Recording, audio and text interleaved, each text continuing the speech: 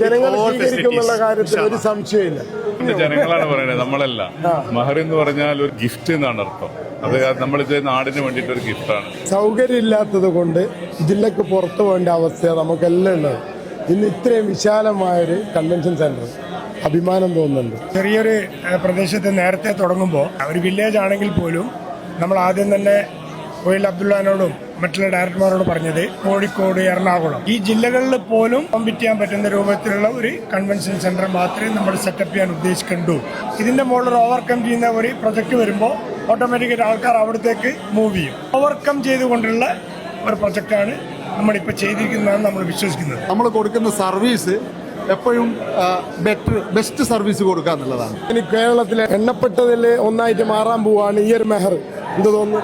ഇൻഷാല്ലാ തീർച്ചയായിട്ടും ബാക്കി ജനങ്ങളിൽ നിന്നാണ് ഫീഡ്ബാക്ക് കിട്ടേണ്ടത്. നാദാപുരത്ത് വലിയൊരു കൺവെൻഷൻ സെന്റർ ഇല്ലാത്തതിന്റെ പരിമിത ഫലം എന്ന് പറയുന്നത് കോഴിക്കോട് ജില്ലക്ക് പുറത്താണ് ആൾക്കാർ സഞ്ചരിക്കേണ്ടി വരുന്നത്. വലിയ പ്രയാസം അനുഭവിക്കുന്നത്.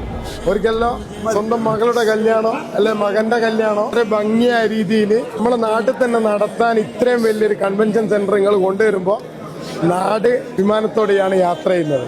ഇനിയും ഇതുപോലത്തെ വലിയ വലിയ പ്രൊജക്ടുകൾ നാട്ടിൽ വളർന്നു വരട്ടെ എന്നാണ് ഞാൻ പറയാൻ ഉദ്ദേശിക്കുന്നത്. എന്ത് ഫംഗ്ഷനും ആയിക്കോട്ടെ, മെഹർ നിങ്ങളെയും കാത്തിരിക്കുന്നുണ്ട്. സിറാജ് നാദാപുരം, ബൈ.